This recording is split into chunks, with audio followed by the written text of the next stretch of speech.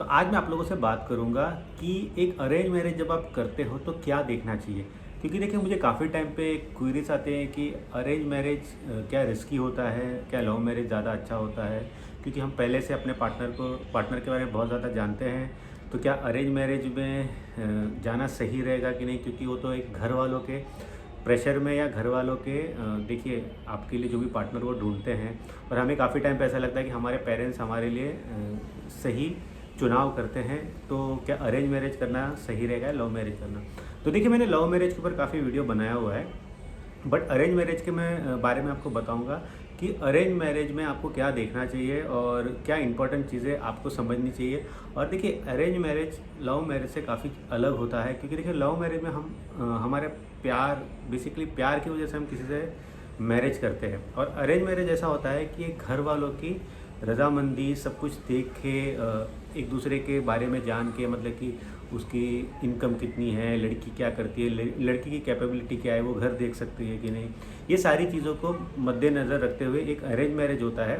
और arrange marriage में देखिए और काफ़ी चीज़ें होती है जो देखते हैं, मतलब कि दो परिवार। देखिए अरेंज मैरिज और लव मैरिज में सबसे बड़ा फ़र्क यही है कि लव मैरिज में हम जो कपल्स होते हैं वो एक दूसरे को पहचानते हैं और फिर डिसाइड करते हैं कि हाँ ये मेरा जीवन साथी बन सकता है। अरेंज मैरिज में दो परिवार ये डिसाइड करते हैं कि इस ये जो मैरिज हो रहा है इससे एक बॉन्ड बनेगा, ना सिर्फ लड़का लड़की में, और एक बल्कि परिवार का भी एक बड़ा बॉन्ड बनेगा, जिससे कि आगे जाके किसी न किसी तरीके का फ़ायदा हो सकता है कभी। इसीलिए देखिए जो 7th हाउस मैरिज का, उसको बिज़नेस के हाउस से भी देखा जाता है। यानी कि जब आप मैरिज करते हो, अरेंज मैरिज करते हो, तो काफ़ी टाइम पे वो एक बिज़नेस माइंडसेट के साथ ही किया जाता है, क्योंकि वो दोनों साइड के प्रॉफिट एंड लॉस को देख के किया जाता है।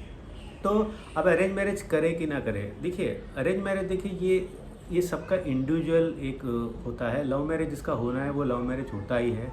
अरेंज मैरिज देखिए अरेंज मैरिज में जैसे कि अब मैं आपको कुछ चीज़ें बताता हूँ आपको क्या देखना चाहिए, क्योंकि काफ़ी टाइम पे आप ब्लाइंड होते हो ना, क्योंकि जो प्रेजेंट होता है उसी पे आपको यकीन करना पड़ता है। मतलब कि लड़का जो बोल रहा है, उसकी फैमिली जो बोल रही है, लड़की जो बोल रही है, उसकी जब फैमिली बोल रही है कि हाँ ये ऐसी ऐसी है, ये इतने अच्छे समोसे बना सकती है, या तो मेरा बेटा इतना कमा रहा है, जो भी है। तो आपको अरेंज मैरिज में ये देखना चाहिए कि सबसे पहले चीज़ तो देखिए कि मून, आपका जो मून है वो कितना दूर है एक दूसरे से।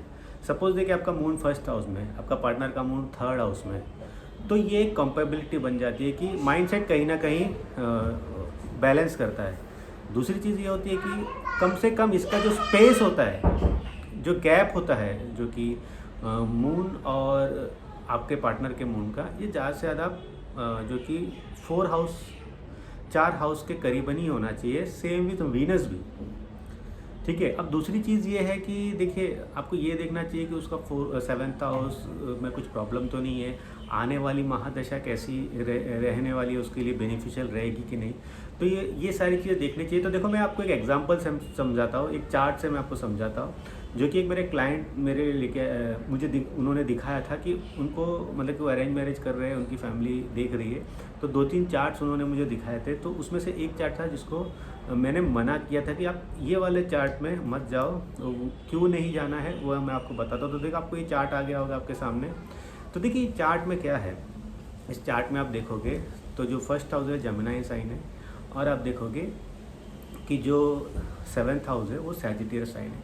और आपने देखा होगा कि मोस्ट ऑफ द टाइम जो डिवोर्सेस होते हैं या जो रीमैरिज होता है, उसमें काफ़ी टाइम पे देखा गया है कि डुअल साइन का बहुत ज़्यादा प्ले होता है। यानी कि डुअल साइन बहुत बार इन्वॉल्व होता है, जैसे कि यहाँ पे हुआ है जेमिनी साइन और सैजिटेरियस साइन। देखिए सैजिटेरियस साइन आप अगर देखो कि जब ये 7th हाउस में आ जाता है तो जो मैरिज होता है वो एक बैटल फील्ड बन जाता है। मैंने सैजिटेरियस साइन के बारे में काफ़ी टाइम पे बातें की हुई है कि सैजिटेरियस साइन को हम ज़्यादा ध्यान नहीं देते, क्योंकि हम उसको हमेशा स्पिरिचुअली कनेक्ट करते हैं, बट वो एक बैटल फील्ड होता है। जहाँ पे आपका सैजिटेरियस साइन होगा आपकी कुंडली में, वो आपका बैटल फील्ड होगा। किसी न किसी तरीके की जंग आप उस जगह से कर ही रहे होंगे। जैसे फॉर एन एग्जांपल देखिए, जैसे कैप्रिकॉर्न साइन वालों एसेंडेंट होता है, उनका 12th हाउस सैजिटेरियस साइन होता है। काफ़ी टाइम पे उनकी सबसे बड़ा लड़ाई जो लाइफ की होती है वो लॉसेस से ही होती है, कि कम से कम लॉसेस कर सके फाइनेंशियली, जो भी उनकी ज़िंदगी में है लॉसेस किसी न किसी तरीके से उनके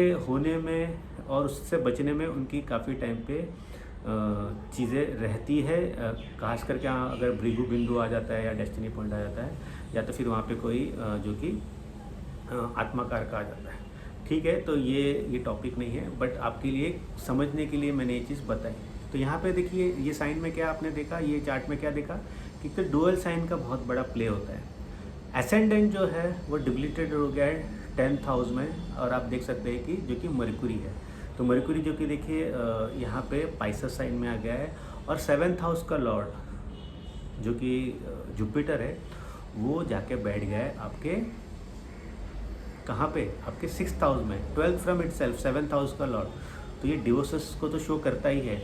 अब देखिए ये जो चार्ट है ये यंग चार्ट है। यंग चार्ट का मतलब ये होता है कि जब आप 20s में रहते हो, तो ये 20s का चार्ट है, तो ये हाईली एक्टिव चार्ट है, तो पॉसिबिलिटी ऑफ डिवोर्स बहुत ज़्यादा हो रहा है। दूसरी चीज़ है सैटर्न, देखिए सैटर्न आपके 9th हाउस में बैठा है वीनस के साथ एक्वेरियस साइन में। तब ये शो क्या कर रहा है, देखो जो पर्सन मेरे लिए मुझे ये चार्ट कंपेबिलिटी के लिए लाया था, वो पर्सन की क्वालिटी जुपिटर जैसी है ना वीनस जैसी है।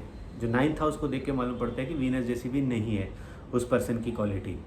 तो यहाँ पे एक चीज़ मुझे काफ़ी कंफर्म हो जाता है कि इस पर्सन की इससे शादी होने के चांसेस नहीं है। अगर शादी हुआ तो भी चलने के चांसेस कम है, क्योंकि मरकुरी अर्ली स्टेज ऑफ जब उसकी महादशा चलती है, जैसे इनकी चल रही है, तो यहाँ बहुत ज़्यादा पॉसिबिलिटीज़ है कि उनको किसी न किसी तरीके का लॉस होगा थ्रू फादर या तो फिर थ्रू हस्बैंड।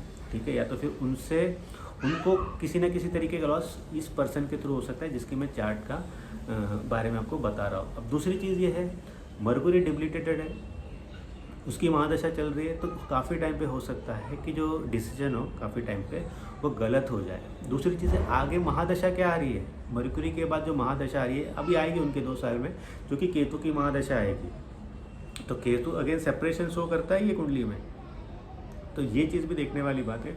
अगर मैं चलो हम मान लेते कि कैसे भी करके धक्का मार के ये रिलेशन चलेगा, ठीक है, बट अगर आप देखो वुमन के चार्ट में जुपिटर का कंडीशन अच्छा होना तो ज़रूरी है ना। तो ये अगर आप देखोगे कि जो 7th हाउस का लॉर्ड, तो ये 6th हाउस में आ गया, तो एक डिवोर्स का बहुत बड़ा चांस शो कर रहा है। दूसरी चीज़ ये है कि अगर आप नवांश में जाके देखो तो पर्सन के कुंडली में जुपिटर जो कि डिप्लीटेटेड होके अगेन राहु के साथ बैठ रहा है, तो इनको हस्बैंड से गेन्स होना बहुत टाइम लग जाएगा, होने में बहुत टाइम लग जाएगा, और हस्बैंड से रियल में इनको कुछ जो आप कह सकते हो ना एक तरीके की हैप्पीनेस या एक तरीके का जो भी एक्सपेक्टेशन एक वुमन को होती है उसमें बहुत देर लगेगी, और काफ़ी टाइम पे अब देखो ये अगर ये चार्ट देखो तो इसमें वैल्यूज़ कम है इंसान के, मतलब कि काफ़ी टाइम पे आपके जो हमारा जो सेल्फ होता है, हमारी जो अच्छाई होती है, आप कितने ट्रूथ हो, आपके ट्रूथ पे हमेशा सवाल उठेगा। तो ये वैसा चार्ट है, तो ये वाली चीज़ आपको देखनी चाहिए। तो यहाँ पे आप देखो 8th हाउस में नवांश में भी क्या हो रहा है कि जुपिटर जो कि डिप्लीटेटेड होके राहु के साथ बैठ गया, वो भी 8th हाउस में। तो इनको हस्बैंड से रिलेटेड हमेशा देखो प्रॉब्लम रहेगी, हस्बैंड के साथ हमेशा फाइट रहेगा, हस्बैंड के साथ हमेशा कुछ ना कुछ प्रॉब्लम्स रहेगी, वो नाम खराब होने के बहुत चांसेस हो जाएंगे। तो ऐसा जब आप चार्ट देखते हो, क्योंकि देखो एज अ मैन आपको देखना है कि सामने वाली जो वुमन है उसकी कुंडली में जुपिटर के प्लेसमेंट कैसी है। अगर एक्सॉल्टेड है बहुत अच्छा, इसका मतलब क्या है कि उनको तो मैरिज के बाद फ़ायदा होगा ही, और आपकी भी बहुत ज़्यादा ग्रोथ होगी। सी कभी भी बेस्ट चीज़ क्या होती है कि किसी का डिप्लीटेटेड है कोई चीज़, जैसे कि एक कोई मैन है उनकी कुंडली में वीनस डिप्लीटेड है, उनको कोई ऐसी वुमन मिल जाए जिसके कुंडली में वीनस एक्सॉल्टेड है, तो मैरिज अच्छा हो जाएगा। जहाँ पे आदमी की जो चीज़ें उसे नहीं मिल रही थी, रोमांटिकली नहीं उसे हासिल हो रही थी, वो रोमांटिक नहीं फील कर रहा था, वुमन ने वो चीज़ फील कर दिया है, और वो उसको देखो 10% प्यार में ही वो खुश हो जाएगी, तो वो आदमी को ऑटोमेटिकली वो आप क्या कहते हो कि ज़्यादा फोर्स नहीं करेगी कि नहीं तुम मुझे और प्यार करो। उसके पास वो चीज़ पहले से है प्यार करने के लिए, या उसके पास पहले से वो चीज़ है वीनस से रिलेटेड, क्योंकि एग्जॉल्ट हो गया है, वो सेटिस्फैक्शन वीनस को हो चुका है, तो वो रब ऑफ होके अच्छा रिजल्ट देता है। तो इसीलिए मैंने यहाँ पे कहा, वैसे तो देखो कुंडली ये जो कुंडली थी वैसे इसमें पॉइंट्स भी कम थे, मिलने का भी चांसेस कम था, मतलब कि शादी में ज़्यादा उतना कुछ था नहीं। बाकी ये सारे भी चीज़ें आपको देखनी चाहिए। तो जब भी आप देखो मैरिज के लिए जब अरेंज मैरिज करते हो, जब आप कुंडली मिलाते हो, ये सारी चीज़ें देखो कि आगे महादशा क्या आने वाली है। हाँ, अगर आगे बहुत अच्छी महादशा आने वाली तो वो चीज़ें देखो, अगर जुपिटर की महादशा भी होती तो भी डिवोर्स हो जाता, बट पर्सन की लाइफ में बहुत बड़ा चेंज आ जाता, वुमन की लाइफ में बड़ा चेंज आता, वो कुछ ट्रांसफॉर्मेशन के पास उसे बहुत अच्छा हस्बैंड मिलता। अब ये चार्ट इतना बुरा है कि इसे मैरिज ही नहीं कर सकते। ये चार्ट में ये है कि इस पर्सन को एटलीस्ट 42 की एज तक हस्बैंड से रिलेटेड या मैन से रिलेटेड प्रॉब्लम रहेगी, खास करके हस्बैंड से रिलेटेड प्रॉब्लम रहेगी। बट देखो, शादी जब योग बनता है तो हो ही जाता है। तो बट ये पर्सन जो मैन थे वो आए थे कुंडली दिखाने, तो उनके साथ ये नहीं हो रहा है। क्योंकि देखो, यही होता है कि आप जब प्रोएक्टिव रहते हो, आप कोई चीज़ दिखाते हो, करते हो, तो फिर आप बच जाते हो। तो एस्ट्रोलॉजी इसी तरीके से आपको हेल्प करती है। तो होपफुली आपको ये वीडियो अच्छा लगा होगा। अच्छा लगा तो आप मुझसे कंसल्ट करना चाहते हैं तो मैंने डिस्क्रिप्शन बॉक्स में मेरा व्हाट्सअप नंबर डाल दिया, वहाँ जाके मुझसे कैसे आगे की प्रोसीजर है वो जान सकते हो। तो अगले वीडियो तक मुझे इजाज़त दीजिए। बाय।